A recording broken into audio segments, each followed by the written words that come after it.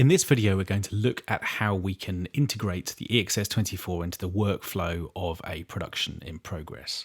Before we go any further, let's just listen to what we've got already.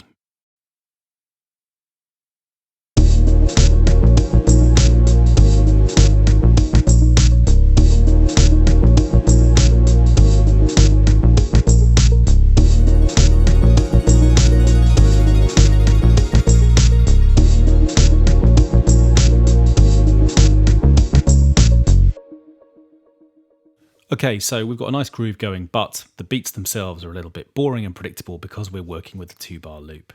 So what we're going to do is to switch this loop into a sampler instrument by control-clicking this region and selecting a new sampler track. And when you do this, you have an option to either ask Logic to take the individual slices of the beat loop and map those to individual keys, or to select this option, which will map the entire beat loop to one region. We obviously want the first of those options to create a series of individual slices, and what we're going to do is to make sure that the key range is going to be wide enough to accept the zones which Logic is detecting. So we've got 18 slices here. I want those to be mapped from C1. So we'll just call this beat bits. And what's then going to happen is that the original audio loop is going to be muted for that particular region. Remember, we've only converted this first one, which is why these others remain unmuted. And we've now got a MIDI file, which is going to be playing back our beat loop instead of the audio. Let's mute these other ones too, and just hear and check that that sounds the same.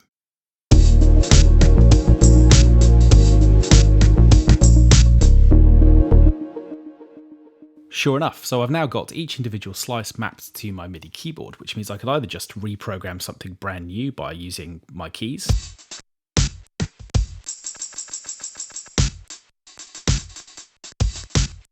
or I can obviously work with the existing region to create more subtle variations with some replaced beats. So let's do that to start with. Let's just move a few of these beats around to create something a bit more our own.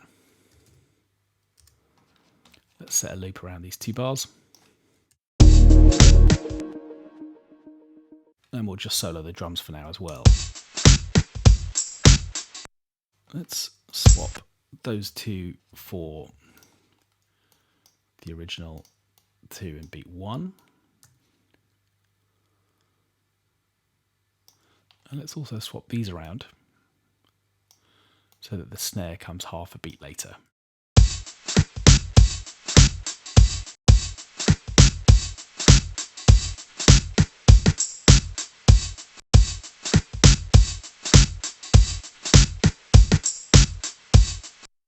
I like that, so I'm going to do the same thing here.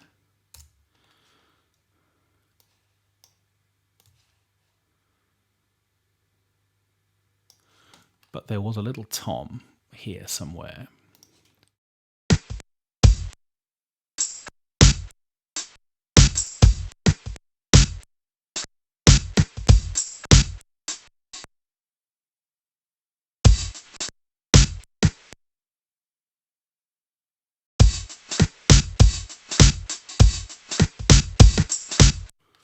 Which I like a little more.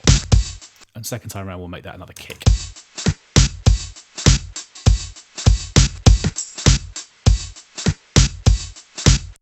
Okay, so we've got a bit of variation now, and that's working well. But what I also want to do is to create a more specific variation based on this snare sound.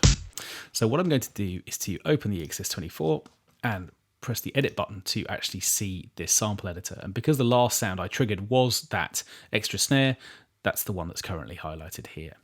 So what I'm going to do is to hold down the Alt button and drag this sound down to the bottom of the list to create a copy of it. And what I'm then going to do is to assign its original pitch or key and a key range to the first available key after the automatic slices that Logic created, which is going to be F#2.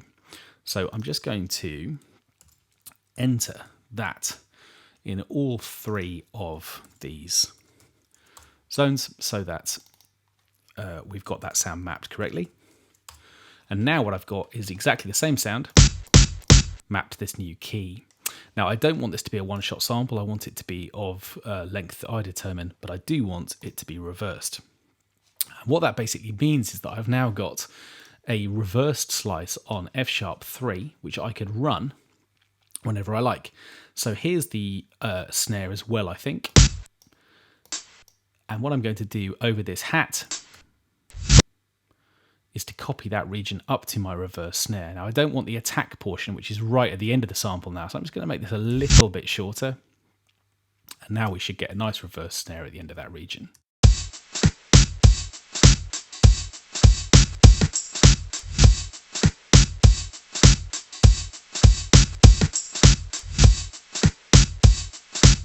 Actually, I like that snare enough that I'm going to make that note there a snare as well.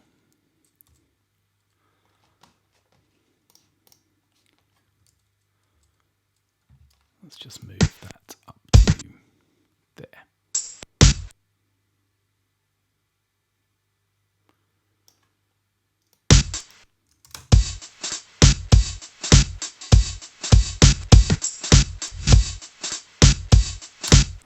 Good. Okay, so I've now got my own little sort of beat groove going. Let's just see how that sounds in the context of the track.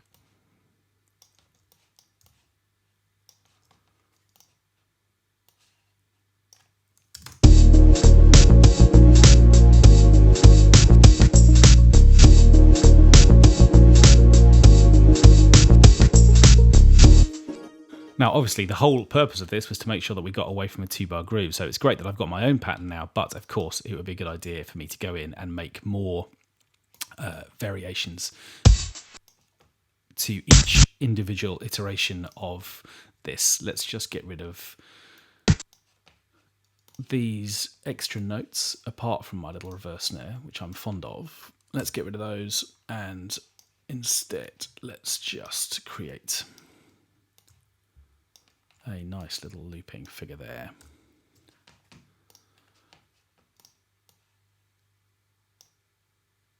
For instance.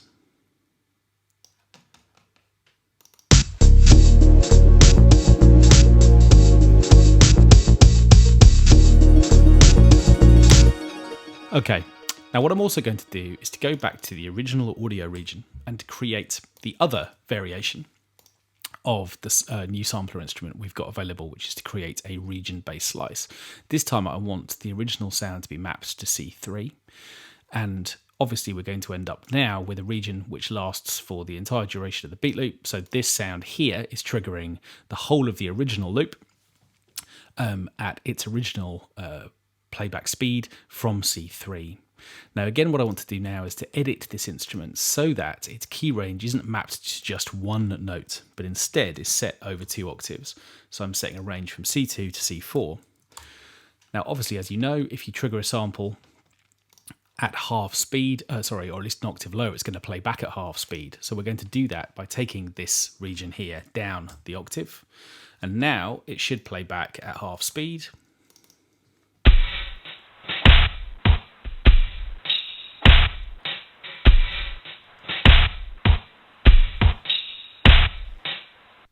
And of course, it's playing back for this long duration because it's still set up as a one-shot sample. So let's just edit that as well.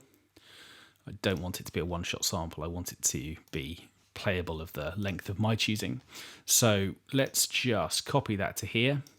And what I'm also going to do the second time round is to copy this up 2 octaves.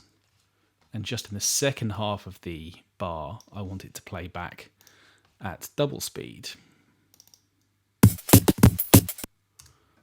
So let's just copy those to there and mute our original little programmed beats. And let's create some tone variation to this loop as well. What I'm going to do is to switch on the filter, and using the 18 dB low pass filter and a sort of cutoff frequency, which is a little bit down from the top. What I'm then going to do is to select the filter cutoff as my target, and I'm going to use LFO2, which can be clocked to tempo very easily, as a source for some modulation. So I'm going to set a speed of a bar, perhaps, And what that should do is to have the filter open and close over a bar so that this kind of half-time groove has some tone variation.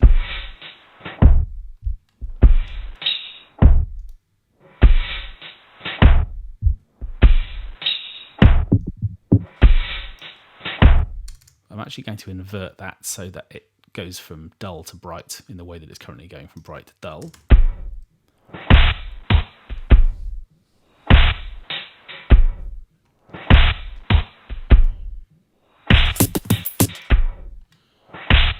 And that way we get these nice little sort of colourful bursts on those double speed sections. So let's run the two together. Let's solo this and run our new programmed beat at the same time as this half-time groove.